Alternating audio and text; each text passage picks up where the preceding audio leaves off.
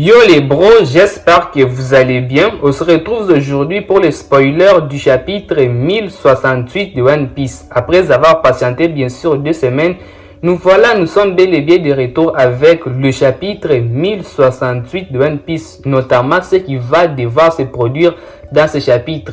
Sérieusement les bros, ça valait quand même la peine de pouvoir patienter plus de 2 semaines car le chapitre est assez bon. Ce n'est pas comme les chapitres qui sont extrêmement canons, mais le chapitre est assez bon. Il y a assez de choses qui s'y passent et vraiment ça mérite d'être appelé un chapitre vraiment excellent. Sans plus tarder, nous allons commencer avec ce qui va se produire dans ce chapitre. Mais avant cela, j'aimerais chasser les personnes qui aimeraient lire le chapitre le dimanche. Ça, c'est faire spoiler. Si vous avez envie de lire le chapitre le dimanche, cette vidéo est spécialement consacrée aux personnes qui veulent découvrir le chapitre avant d'autres personnes. Sans plus tarder, les bros, nous commençons déjà avec ce qui va devoir se produire dans le chapitre 1068.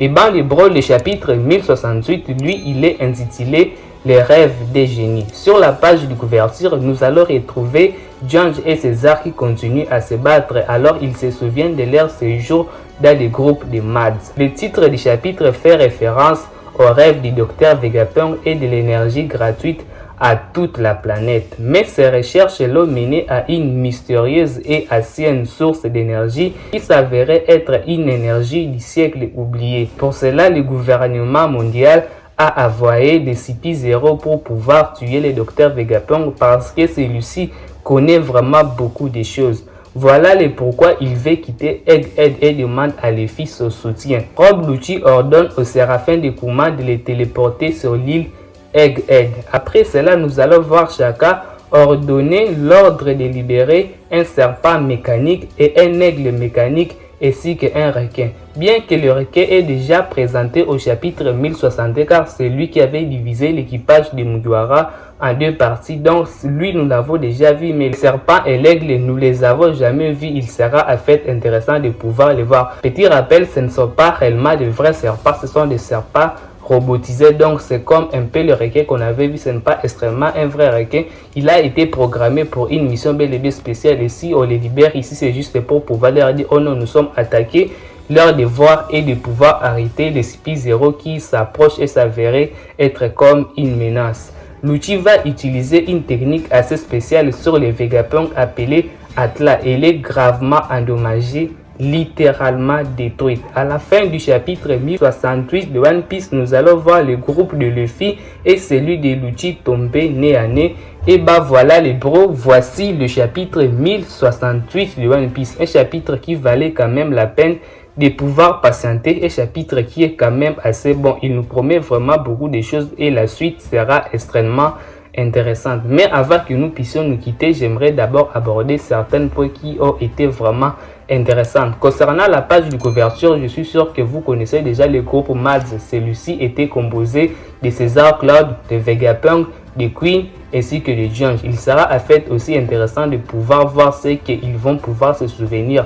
Mais nous sommes sur la page de couverture, nous ne risquons pas d'obtenir beaucoup plus d'informations. Je suis sûr que ce sera un petit détail, mais beaucoup plus d'informations peuvent être révélées au chapitre 1069.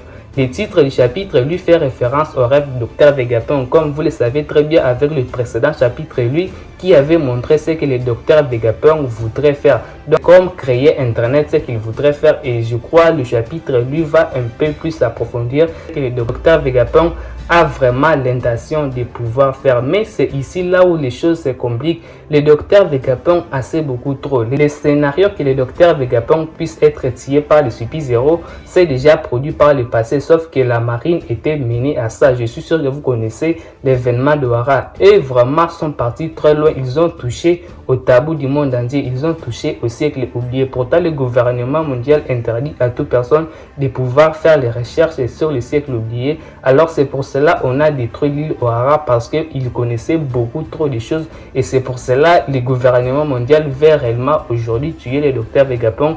Pourquoi? Parce qu'il connaît maintenant beaucoup de choses sur le siècle oublié, donc il est considéré un peu comme une menace et c'est ce qui va déclarer vraiment une guerre qui sera extrêmement intéressante. L'équipage de Luffy contre l'équipage de Rob Lucci. Vraiment aujourd'hui là on ne peut pas discuter du combat Luffy contre Rob Lucci. Tout simplement, pourquoi? Parce que Luffy aujourd'hui est de notre niveau. Bien qu'ici on donne un aperçu de la puissance des Rob Lucci, mais Luffy aujourd'hui est vraiment des niveaux extrêmement élevés. Même de son équipage aussi, je ne pense pas si parmi eux, ils peuvent avoir quelqu'un vraiment qui peut réussir à perdre contre les CP0 avec Zoro, avec Sanji, avec Franky, avec Brook, avec Robin.